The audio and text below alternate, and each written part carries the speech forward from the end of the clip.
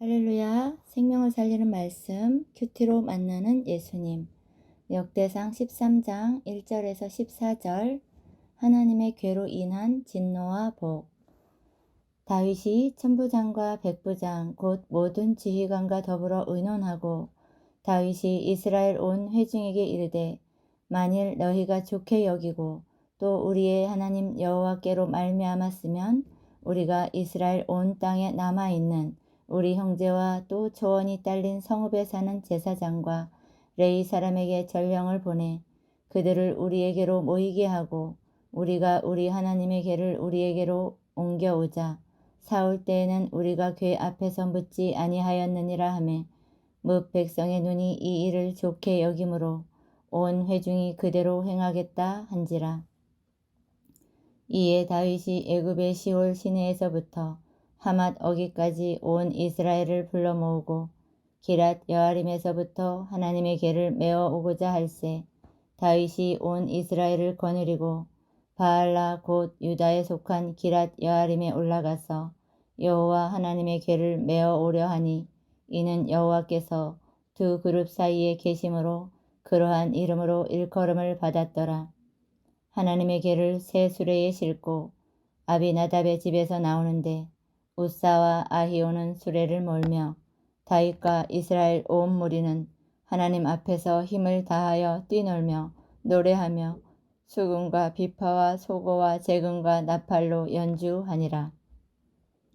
기돈의 타작 마당에 이르러서는 소들이 띠므로 우사가 손을 펴서 궤를 붙들었더니 우사가 손을 펴서 궤를 붙들므로 말미암아 여호와께서 진노하사 치심에 그가 거기 하나님 앞에서 죽으니라. 여호와께서 우사의 몸을 찢으셨으므로 다윗이 노하여 그곳을 베레스 우사라 부르니 그 이름이 오늘까지 이르니라. 그날에 다윗이 하나님을 두려워하여 이르되 내가 어떻게 하나님의 궤를 내 곳으로 오게 하리요 하고 다윗이 궤를 옮겨 자기가 있는 다윗성으로 메어드리지 못하고 그 대신 가드 사람 오벳 에돔의 집으로 메어 가니라. 하나님의 궤가 오벳 에돔의 집에서 그의 가족과 함께 석 달을 있으니라. 여호와께서 오벳 에돔의 집과 그의 모든 소유에 복을 내리셨더라. 아멘. 오늘 본문 말씀은 다윗은 온 이스라엘을 불러 모아 하나님의 궤를 메어올 준비를 합니다. 그러나 하나님의 궤를 수레에 싣고 오는 도중에 우사가 손을 펴서 궤를 붙듦으로 하나님이 진노하여 그를 죽이십니다. 이에 다윗이 하나님의 궤를 오벳 에돔의 집으로 메어가게 하자 하나님이 오벳 에돔의 집과 그의 모든 소유에 복을 내리십니다. 첫째로 하나님의 궤를 옮기려는 준비 1절에서 4절. 다윗이 통일 왕국의 왕으로 즉위하여 예루살렘으로 천도한 후에 가장 먼저 한 일은 하나님의 궤를 옮겨오는 것이었습니다. 그는 능력이 탁월하고 외모가 출중한 사울이 실패할 수밖에 없었던 이유를 알았습니다. 사울이 여호와께 묻지 않기에 여호와께서 그를 죽이셨음을 기억했습니다. 그래서 그는 새로운 왕으로서 시급히 해야 할 일이 많았지만 먼저 온 백성과 함께 하나님의 궤를 옮겨올 준비를 했습니다. 우리는 바쁠수록 하나님의 말씀 앞에 나아가야 합니다. 해야 할 일이 많을수록 여호와께 묻고 기다려야 합니다. 공동체와 한 마음이 되어 여호와께 묻고자 하나님의 궤를 옮겨오는 것이 내가 해야 할 가장 중요하고 급한 일입니다. 적용 질문입니다.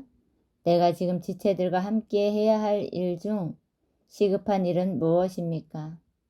여호와께 묻고 기다리고자 내가 적용해야 할 것은 무엇입니까? 둘째로 베레스 우사 5절에서 11절.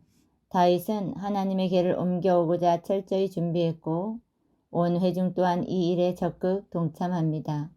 그러나 모든 일이 순탄하게 진행되고 내 뜻대로 힘든 문제들이 술술 풀릴 때 진짜 문제가 발생할 수 있습니다. 다윗은 율법대로 하나님의 궤를 메어오려고 했지만 법궤 안치식이 시작되자 온 백성의 열광과 기대에 들뜬 나머지 궤를 새 수레에 싣고 나오는 것을 허락합니다. 그러다가 우사는 손대지 말아야 할 하나님의 궤를 붙들어서 여호와께 죽임을 당합니다. 하나님은 거룩하신 분입니다.